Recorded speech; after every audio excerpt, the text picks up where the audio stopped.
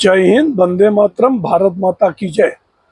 राष्ट्रवाद की बात प्रहार के साथ आप सभी का हार्दिक स्वागत है। दोस्तों, जो कल भीषण दुर्घटना बम ब्लास्ट हुआ दिल्ली के लाल किले के पास, जो लाल किला मेट्रो स्टेशन,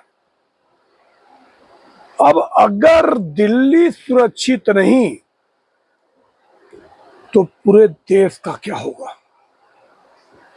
और देश में पल रहे ऐसे कट्टरपंथियों के लिए सरकार को क्या करना चाहिए। मैं पिछले 5 साल से एक ही बात कर रहा हूं कि देश के कानून में बदलाव हो और जुडिशियरी जो शक के घेरे में है कि बम ब्लास्ट करने वाला व्यक्ति भी अगर सबूतों के अभाव में छूट जाता है, क्योंकि अपने देश में छुपे गद्दार कपिल सिब्बल, अभिषेक मनु सिंघवी जैसे गद्दार नेता और वकील अगर ऐसे गद्दारों को बचाने के लिए कभी भी उतर जाते हैं तो इससे देश को कैसे निजात मिलेगा। ये बहुत बड़ा प्रश्न चिन्ह है, यक्ष प्रश्न है।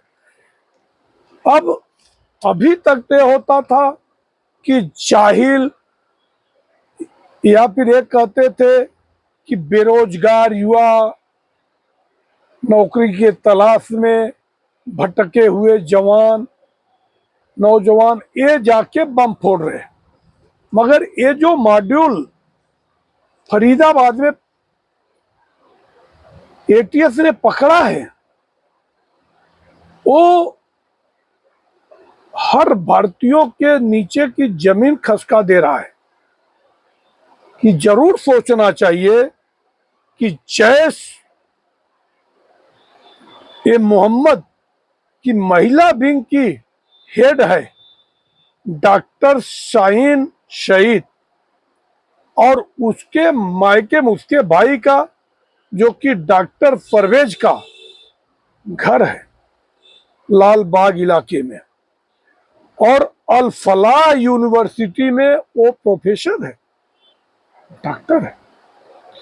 और अल फलाह यूनिवर्सिटी जो कि 1999 में स्थापना हुई है और 2019 से यहाँ पे MBBS की डिग्री मिल रही है। अब ये सोचने वाली बात है कि जो ये रासायनिक विपन्स बना रहे हैं, अब इनको RDX लाने की जरूरत नहीं है। अब ये यूरेनियम, अब ये केवल नाइट्रोजन ब्लास्ट, और जो प्लान था कि तकरीबन 10 लाख से ज्यादा भारतीयों की हत्या होती थी, इसमें शुक्रगुजार देश है कि गुजरात के ATS ने बड़ी कार्रवाई करते हुए 3 संदिग्धों को पकड़ा था। और ये जो डॉक्टर मुजब्बिल और डॉक्टर उमर, अब डॉक्टर उमर ही गाड़ी लेके जा रहा था I-20, और I-20 7 बार बिक्री हुई है। अब उसका जो फर्स्ट ओनर है, जो एक काम कर रहा था एजेंट का, जो कि गाड़ी का दुकान है उसका, सोनू, वो हरियाणा से पकड़ा गया है। 7 बार बेचा गया। इसमें कोर्ट भी तो कहीं न कहीं संदिग्ध के दायरे में है कि गाड़ियों की बिक्री हो जाती है और उसका ट्रांसफर हुआ नहीं, आरटीओ चालान हुआ नहीं। अब जो जिसके नाम पे गाड़ी है उससे क्या लेना देना है, तो गाड़ी बेच दिया। और ये मास्टरमाइंड जो शातिर है मुजम्मिल, डॉक्टर मुजम्मिल, इसका कनेक्शन शाहीन सईद से है। और मोस्टली जो डॉक्टर पकड़े गए हैं, 8 डॉक्टर जो गिरफ्तार हुए हैं, मोस्टली सब कश्मीर के हैं। तो ये पुलवामा, जो भी जितना पुलवामा, अनंतनाग, जितना भी वहां पे ये हुआ है,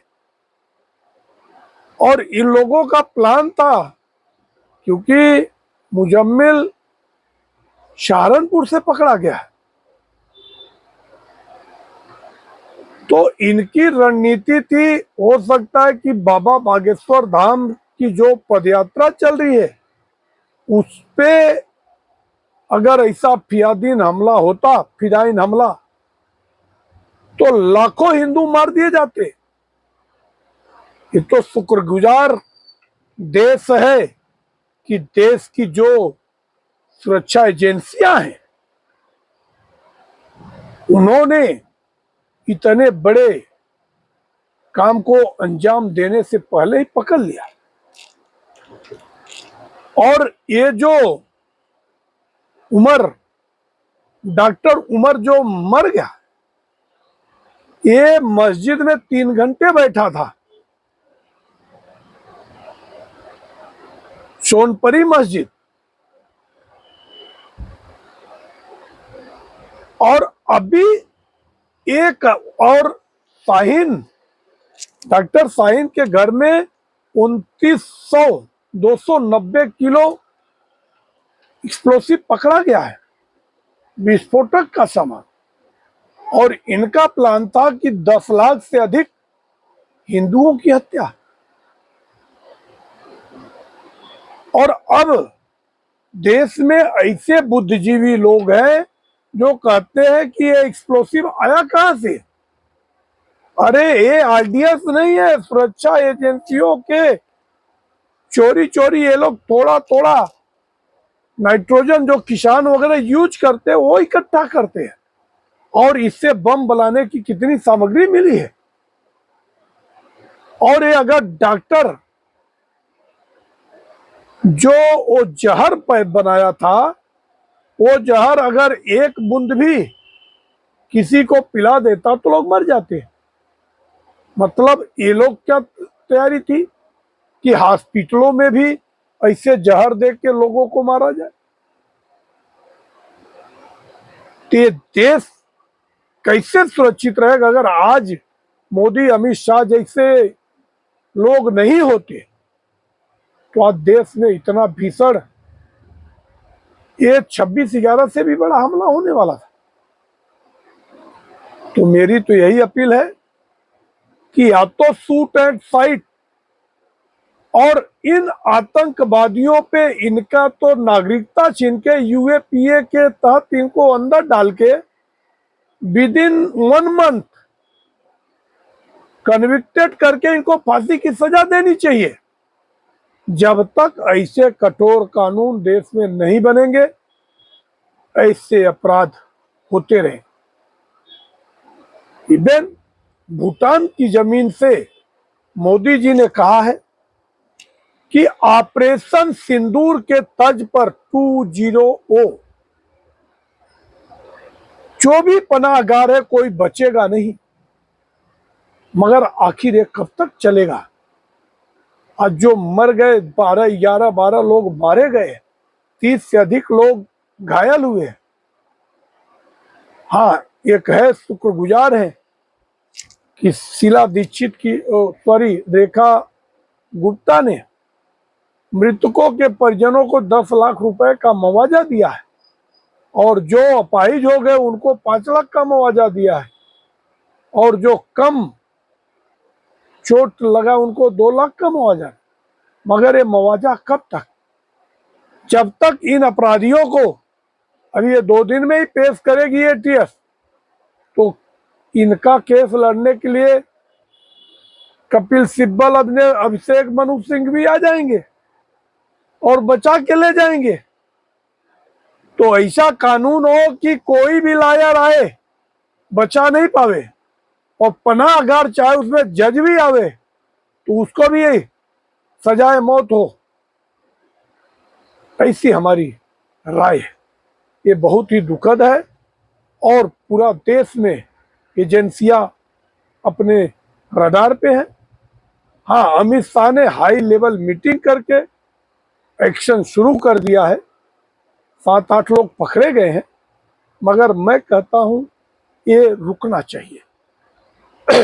अगर पढ़े लिखे लोग ऐसे मॉड्यूल में जा रहे हैं तो एक हिंदू और मुस्लिम का मुद्दा कैसे नहीं होगा। आप लोगों की क्या राय है? आप कमेंट सेक्शन में आके अपने विचार रखें और हमारे चैनल को सब्सक्राइब। जय हिंद, वंदे मातरम, भारत माता की जय। धन्यवाद।